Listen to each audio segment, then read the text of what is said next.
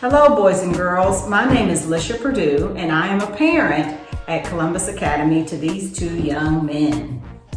I am a teacher for Columbus City Schools. I'm actually a gifted coordinator, and I've worked in education for the last 19 years, and that is one of my greatest accomplishments. Also, being a mother to these boys is also one of my greatest accomplishments.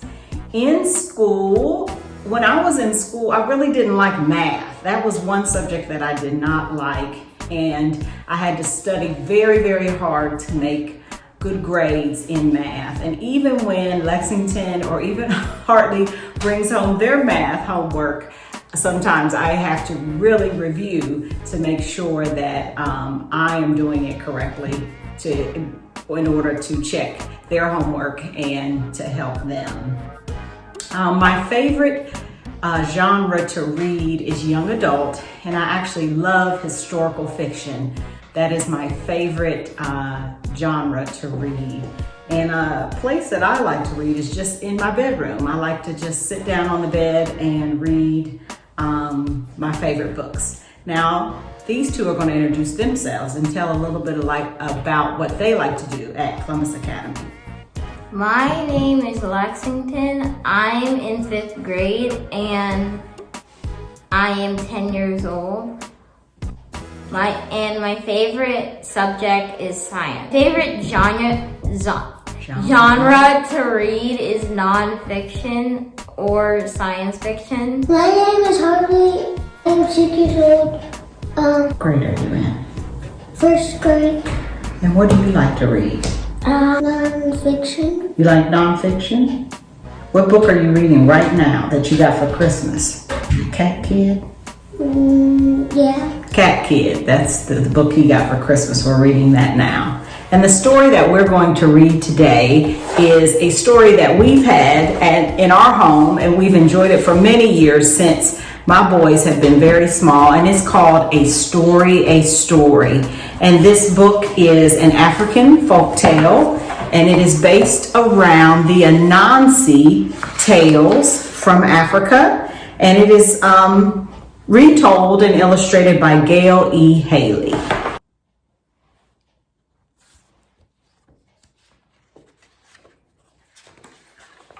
A Story, A Story. An African tale retold and illustrated by Gail E. Haley.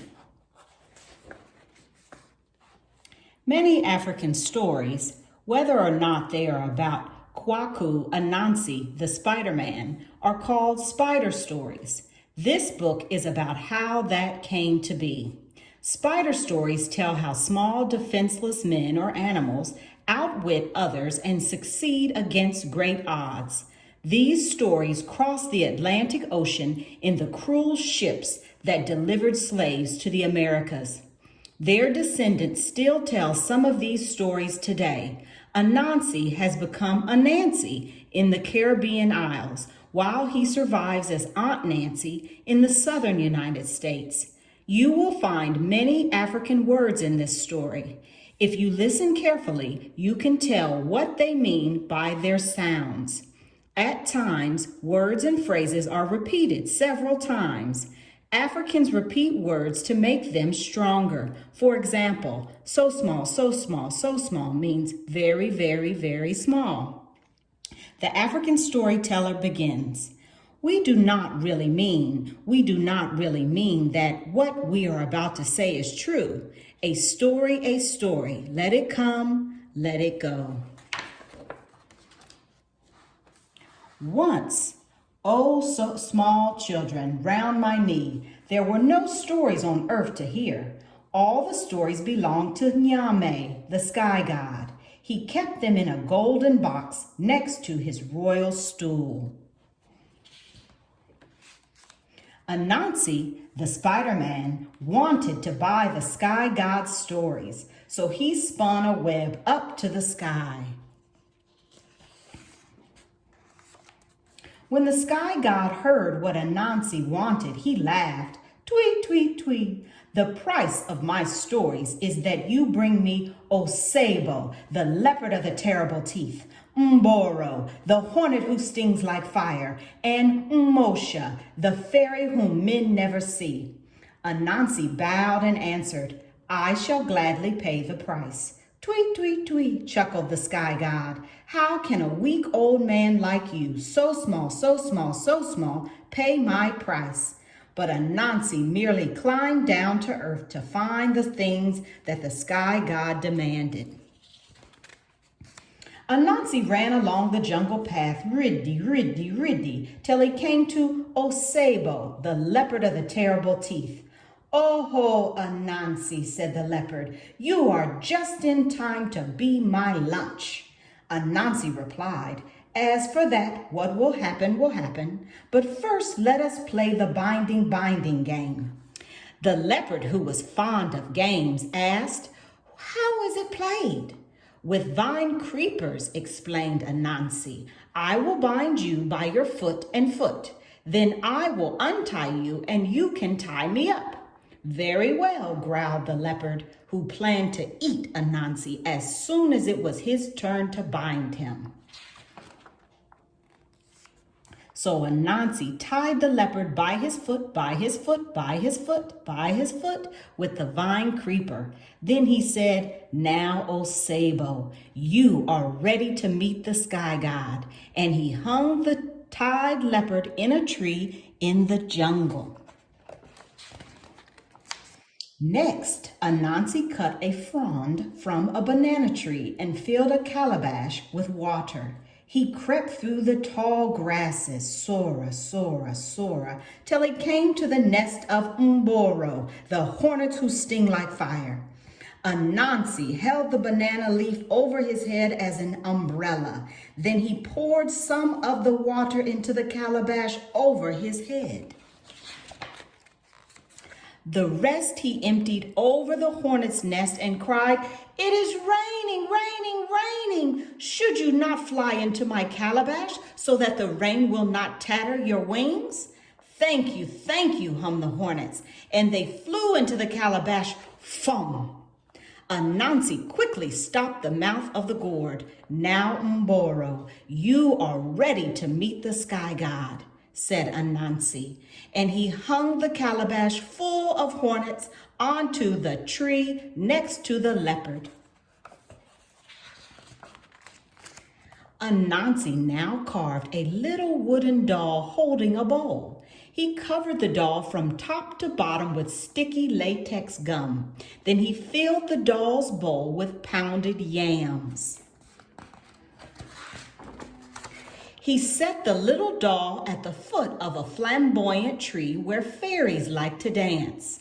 Anansi tied one end of a vine round the doll's head, and holding the other end in his hand, he hid behind a bush. In a little while, Umosha, the fairy whom no man sees, came dancing, dancing, dancing to the foot of the flamboyant tree. There she saw the doll holding the bowl of yams. Umosha said, Gum baby, I am hungry. May I eat some of your yams? Anansi pulled at the vine in his hiding place so that the doll seemed to nod its head. So the fairy took the bowl from the doll and ate all the yams. Thank you, Gum baby, said the fairy, but the doll did not answer. Don't you reply when I thank you, cried the angered fairy. The doll did not stir. Gum baby, I'll slap you in your crying place unless you answer me, shouted the fairy, but the wooden doll remained still and silent. So the fairy slapped her crying place. Pah! Her hand stuck fast to the Gum baby's sticky cheek. Let go of my hand or I'll slap you again. Pah! She slapped the doll's crying place with her other hand. Now the fairy was stuck to the Gum baby with both hands, and she was furious. She pushed against the doll with her feet, and they also stuck fast. Now Anansi came out of hiding. You are ready to meet the sky god, Moshe. And he carried her to the tree where the leopard and the hornets were waiting. Anansi spun a web around Osebo, Mboro, and Moshe. Then he spun a web to the sky. He pulled up his captives behind him and set them down at the feet of the sky god. "Oh, Nyame," said Anansi, bowing low, "here is the price you asked for your stories. O Sabo, the leopard of the terrible teeth, Mboro, the hornets who sting like fire, and Moshe, the fairy whom men never see." Nyame, the sky god, called together all the nobles of his court and addressed them in a loud voice. "Little Anansi, the Spider-Man, has paid me the price I asked for my stories. Sing his praise, I command you. From this day and going on forever, proclaimed the sky god, my stories belong to Anansi and shall be called spider stories. "Ee, ee, ee," shouted all the assembled nobles. So Anansi took the golden box of stories back to earth, to the people of his village, and when he opened the box, all the stories scattered to the corners of the world, including this one. "This is my story, which I have related. If it be sweet, or if it be not sweet, take some elsewhere, and let some come back to me." In summary, I hope that you enjoyed our Anansi tale. It lets you know that even though you are small, you are mighty. And one quote that I always remember and think about, even with my own children, is our greatest natural resource is the minds of our children, your mind. So remember that. Even though you are small, you have a powerful mind and you can shape the world. One of our favorite things to do as a family is visit the beach. We really love beaches. We love the warm weather. We love the sand. We like to surf. We also like to look for shells. And this was our last trip to Florida that we took last summer. And we found all of these shells on the beach and we made this frame when we came back. So that's one thing that we like to enjoy as a family, is going to the beach. Thank you for reading with us today. I look forward to you reading me a story someday. Bye. Bye.